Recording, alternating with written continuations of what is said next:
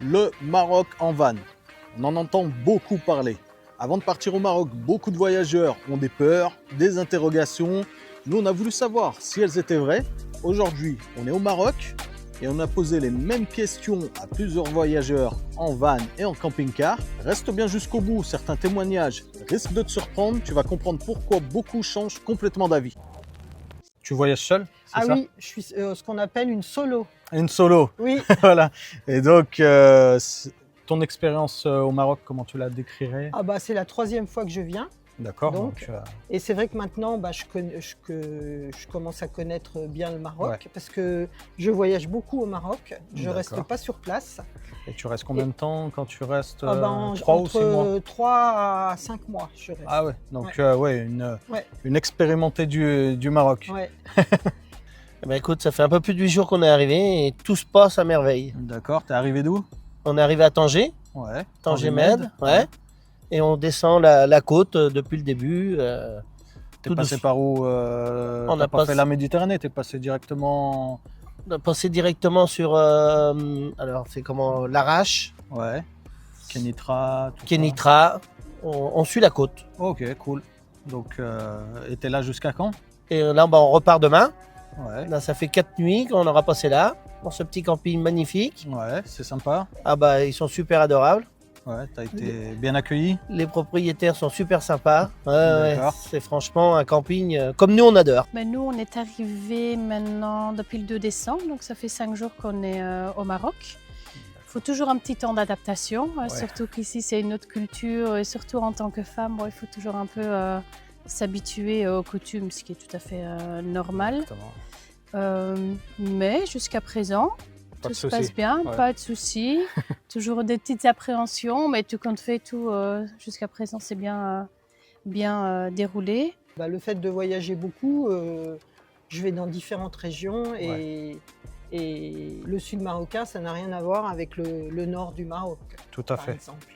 Ouais, voilà. Donc ça, c'est vrai qu'il y a une différence effectivement même de culture entre, entre le nord et le sud. Oui, c'est beaucoup plus évolué dans le nord du Maroc que dans le sud marocain. Oui, au niveau évolué, tu veux dire au niveau immobilier ou des choses comme ça? À tout point de vue. D'accord. Le sud marocain, c'est un peu plus sauvage. On va dire que le nord du Maroc, c'est plus riche parce que d'abord, ils ont de l'eau et du coup, ils ont beaucoup de culture. Mais dans le sud du Maroc, il y a très peu de culture parce qu'il n'y a pas d'eau. Oui, et puis il n'y a pas. Ils flottent rarement, donc c'est vrai que de ce côté-là, ils sont un peu handicapés, effectivement. Et du coup, après la suite, tu vas donc descendre encore? Voilà, nous, le but, c'est de descendre au moins jusqu'à Agadir, même voir un petit peu plus bas encore, si on peut. D'accord. On va suivre la côte. Et le Maroc t'as prévu le Maroc jusqu'à quand? On est là jusqu'à fin février, vers le 25 février à peu près. Cool. Donc tu passes les fêtes ici. Ouais, et puis... on est là pour 3 mois à peu près. Au chaud.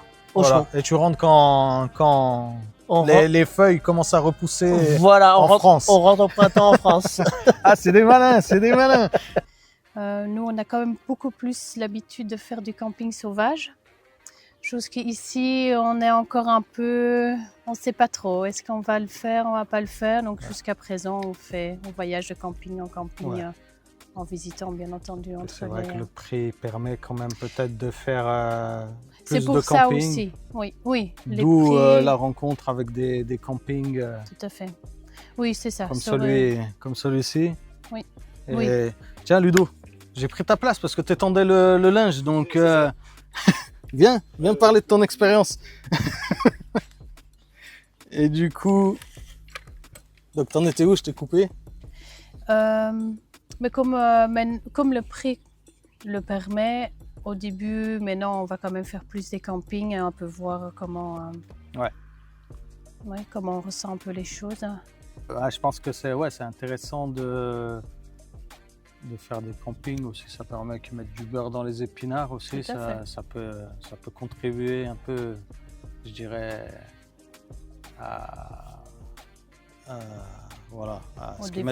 au développement, tout à fait. Autre chose, toi, sur justement ton expérience, vu que tu es une femme seule en camping-car, y a beaucoup, je sais que sur les réseaux, il y a beaucoup d'appréhension avec tout ce qui est sécurité, effectivement. Est-ce que tu te sens en sécu? Je me sens complètement en sécurité. Ouais. Je dirais même que je me sens plus en sécurité au Maroc qu'en Espagne et qu'en France. Ça, t'es pas la première à me le dire. Voilà. Donc, c'est un pays qui est très sécure. Cela dit, je trouve que c'est pas facile de faire du sauvage au Maroc. Et moi, je fais essentiellement des campings et des petits campings. Parce qu'il y en a partout des campings. Ouais. En fait. Et c'est pas cher du tout. Et c'est pas cher du tout. Et ça permet aussi, entre parenthèses, de faire vivre le commerce local, on va dire. Voilà. Hein, ça peut. Alors il y a ça, puis de rencontrer les autres aussi. Et de rencontrer les autres. Parce que moi, c'est ça que je recherche aussi, c'est les échanges. Ouais, tout à fait. Parce qu'on s'enrichit et on s'enrichit. Ça, t'as pas tort. Si on se planque dans un spot, voilà. On est souvent tout seul. C'est rare qu'on va aller discuter avec le camping-car d'à côté. Voilà. Donc et en plus, on échange plein d'informations sur le Maroc et d'endroits à visiter, et c'est vachement sympa. Des astuces, c'est sûr qu'on les a par les autres voyageurs, surtout expérimentés par exemple comme toi, qui nous permettent de nous donner des petits tips. Après, en plus. Je suis pas non plus une grande experte du Maroc. Hein. Non, mais quand tu as fait plusieurs années comme ça, forcément, tu es plus expérimenté que moi, par exemple. Donc, voilà, c'est ma 5e fois au Maroc et ma 3e fois en camping-car. Oui, tu vois, tu connais bien le Maroc. Oui. Je pense qu'on sait bien. Puis ils sont vraiment chaleureux. Ouais. C'est des gens vraiment très sympathiques. Ils ont une famille, là, vraiment. Tu vois, tout à l'heure, on doit manger un tagine avec Crécy.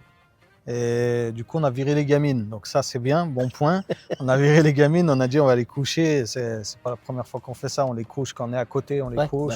Angelina, la plus grande, elle est au-dessus sur son lit superposé. S'il y a une bricole, elle peut nous appeler. Et du coup, il dit moi, je vous fais un tagine, un grand tagine, il me dit. Je dis ouais, mais on n'est que moi et ma femme. Il me dit pas de problème, je vais te faire un grand tagine, machin, alors que j'en ai commandé qu'un. Et il va être méga généreux. Je vais arriver tout à l'heure. Ça c'est sûr. Ça va être al dente. Ouais.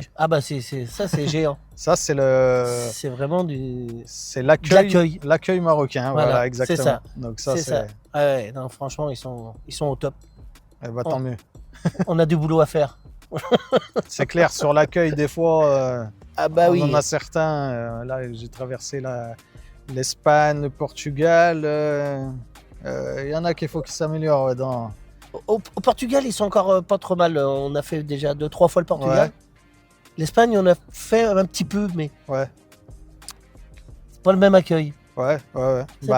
C'est pas la même culture aussi. Non, c'est ça. Nous, on a la culture à avoir peur de tout le monde. Oui, c'est ça. Et là, finalement, tu vois au Maroc qu'il ne faut pas avoir peur d'aller vers les gens parce qu'ils sont.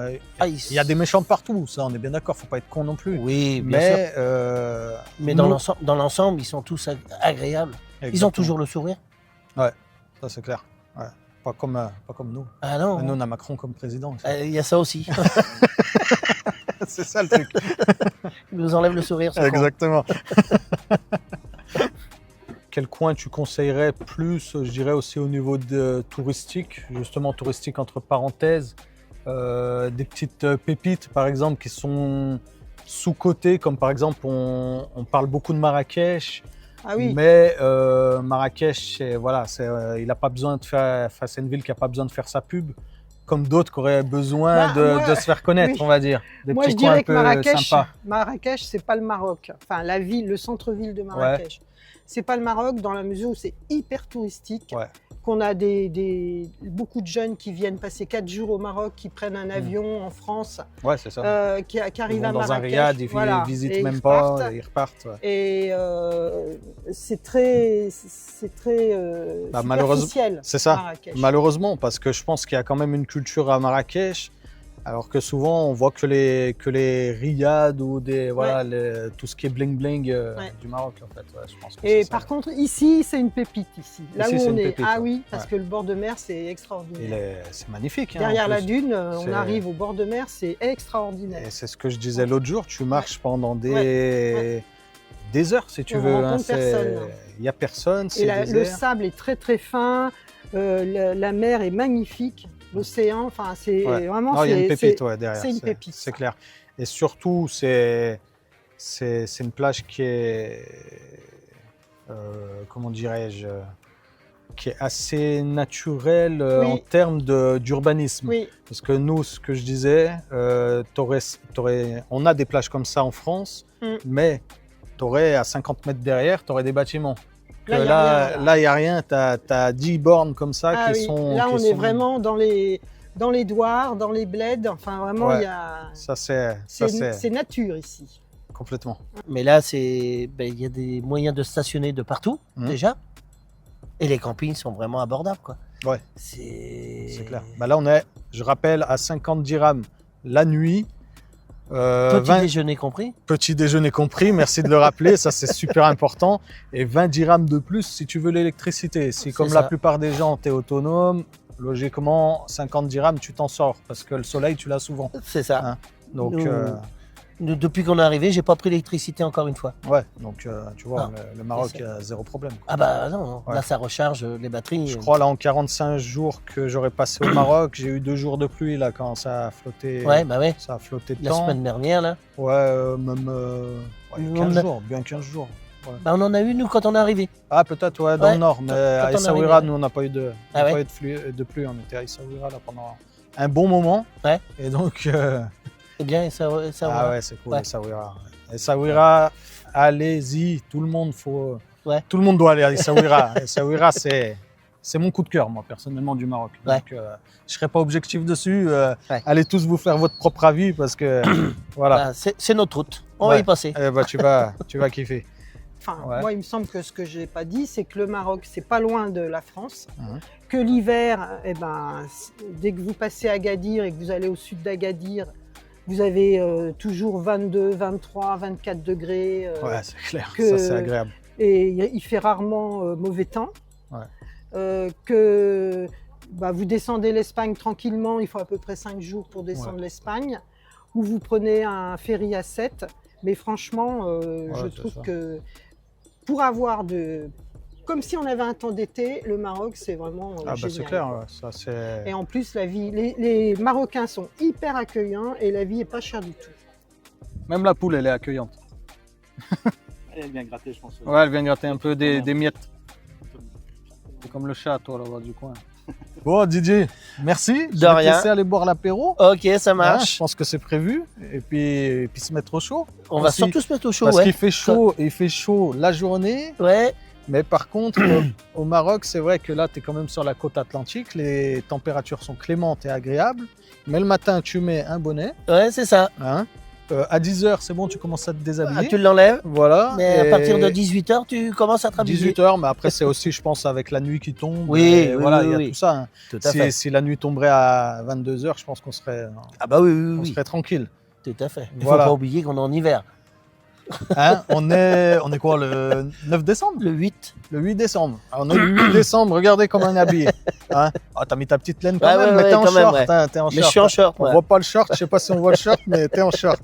Donc voilà, donc c'est plutôt cool. Ouais, c'est clair. Voilà, donc Van Lifer, camping cariste, venez au Maroc. Ouais, ah oui, c'est clair. C'est clair. Déjà, la vie est vachement moins chère. Rien que pour ça. Il y a du soleil quand même, beaucoup plus que chez nous. Hein, au moment où il neige chez nous, c'est ça? Là, il gèle quasi toute la nuit. nuit. Chez nous, oui. C'est ça. Ici, et là, tu vois, t'es en débardeur. Voilà. Bon, on a eu quelques jours de pluie, mais voilà, il en faut aussi. Donc, le climat est... Ça, c'est vrai que la pluie, il en faut pour le Maroc. Mais... Oui, c'est vrai que quand ça tombe sur nous, on est moins content. On est arrivé avec la pluie, nous. Oui, on est arrivé, mais maintenant ça va. Oui, ça va. Ouais, il fait bon. Ça, c'est intéressant.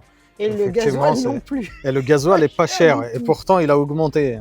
C'est ça, hein, si je ne me trompe pas. C'est toi, ça fait plusieurs années. Non, l'année dernière, il était à 1,10 € le litre. Et il est toujours à 1,10 €, 1,11 €. D'accord.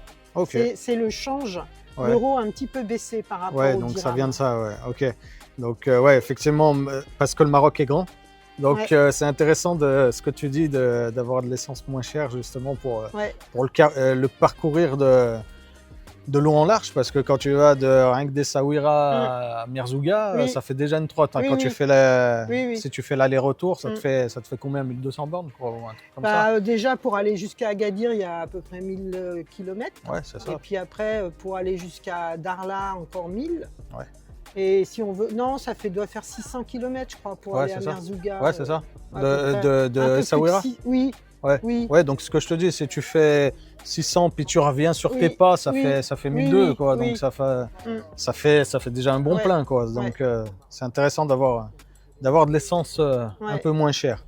Le dépaysement aussi, on est sortir un peu de ses habitudes, de ses mode de vie habituel. Ici, oui, on a déjà fait plusieurs pays où on passe plus ou moins inaperçu. Ici, c'est tout à fait autre chose. Là, là, tu passes pas inaperçu. Là, Non. Ouais, c'est bien, ça les fait sourire, ils nous font signe quand on passe. La plupart, c'est vraiment bienveillant. Il y a hier le gars qui faisait waouh, photo. Parce qu'on passe pas inaperçu. Et dans les marchés, les souks, c'est une famille de blonds, quoi. Donc, c'est vrai. Il y a que des petites têtes blondes là, on passe vraiment pas inaperçu, mais c'est vraiment très sympa. Ça fait partie. Ils sont bienveillants quand même. C'est pas la plupart. Ça fait un peu peur. Mais on a toujours un peu les clichés. On a eu un guide il y a quelques jours qui nous a dit que les gens ont toujours un regard sur les autres, mais il ne faut jamais juger avant d'avoir parlé avec les gens. Exactement. Et là, on s'est dit, c'est vrai qu'elle a tout à fait raison, parce que nous, je pense plus Européens, on a tendance à être fort dans le cliché, et on s'est dit, c'est comme ça. Alors que parfois, et c'est vrai, on s'est déjà fait la remarque, on s'est dit, lui, il va essayer de prendre notre argent. En fait, pas du tout. Alors qu'on se dit, on reste quand même encore dans ces clichés, alors que c'est pour ça qu'une petite claque comme ça fait du bien aussi de temps en temps. Hein. C'est pour ça que le Maroc... Une petite anecdote, moi, on était à Taroudan et un gars qui vient vers nous, il nous dit le marché berbère, il est fermé. Ok. Je dis, moi, je cherche pas, je savais même pas qu'il y avait un marché berbère à côté. Je lui dis, je cherche juste à acheter des olives. Il s'est levé, hop, suivez-moi.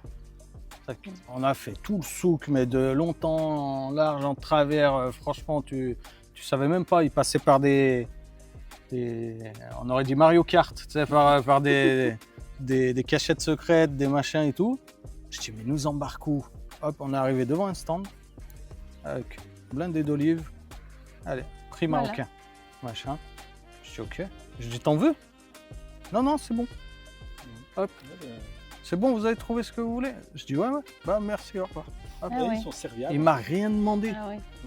Il a même pas pris je lui offrais gracieusement moi un sachet d'olives avec plaisir et il n'a rien demandé. Et tu vas tomber sur des gens comme ça, c'est excellent. Il y a eu plusieurs comme ça au Maroc. Dans les autres pays, on est tous un peu plus différents. On sera... Mais ici, c'est accueillant avec le sourire. Et en fait, c'est assez sympa. Parce qu'on avait peur au début. Parce qu'on n'a pas l'habitude. Oui, c'est ça. Ouais, c'est ça. T'as jamais un mec en Belgique ou en France, s'il fait ça, c'est qu'il va t'arriver quelque chose. Voilà. C'est ça. C'est ça en fait le problème. Nous, on est de Lyon, par exemple. Lyon, il y a un mec qui me dit suis-moi, je vais trouver des olives. Et non. Les olives, tu vas peut-être les trouver, mais je sais pas où elles seront par contre. Mais donc du coup, c'est ça qui est. Avant du coup, ils sont accueillants en fait. C'est ça. Oui, c'est vrai qu'ils sont très chaleureux. C'est cool. Donc moi, je peux que conseiller aux gens s'ils veulent passer un hiver dans de très bonnes conditions, pas cher, avec des gens sympas, de venir au Maroc. et surtout pour notre communauté. Ça veut dire les vanlifers, les camping-caristes, même ceux qui sont en vélo, par exemple. Tous ceux qui sont en vélo. On en voit beaucoup. On en a vu pas mal en vélo. En plus. Et justement, ils construisent 2 cabanes. Là, il y a une première qui s'est construite. Une deuxième là-bas, ça va être majoritairement pour cette clientèle-là. Voilà. Donc on parle pas de l'histoire du drone, donc c'est bon. On va pas remuer le couteau dans la plaie, chacun en plus. Donc on recommande le Maroc. On recommande. Voilà. On vous reparle dans 3 semaines, jamais d'ici là. Mais... Non, on ne sait pas s'ils ne rendent pas le drone, on recommandera peut-être pas. Oui, c'est ça. Pas de drone, pas de Maroc. Pas de drone, pas de recommandation. Et ben voilà. Voilà. Écoute. On remercie Lily pour son analyse pertinente et sa connaissance du Maroc et son beau sourire. Merci et à voilà, toi. donc Et puis j'espère que vous viendrez au Maroc. vous venez au Maroc, hein, autrement Lily, elle vient vous chercher. Hein. Voilà, la séquence témoignage est terminée. J'espère que ça vous a plu. On remercie tous les participants, Lily, Didier, Ludo et Christelle, pour leur bonne humeur et surtout donc leur avis sur le Maroc en véhicule aménagé. Si cette vidéo t'a aidé ou t'a rassuré sur le voyage en van au Maroc, pense à liker la vidéo. Dis-nous en commentaire, est-ce que ces témoignages ont changé ton avis? Abonne-toi aussi à la chaîne pour suivre notre aventure en van en famille et découvrir une autre façon de voyager, plus simple et plus libre. À très vite sur Une Vie Nomade.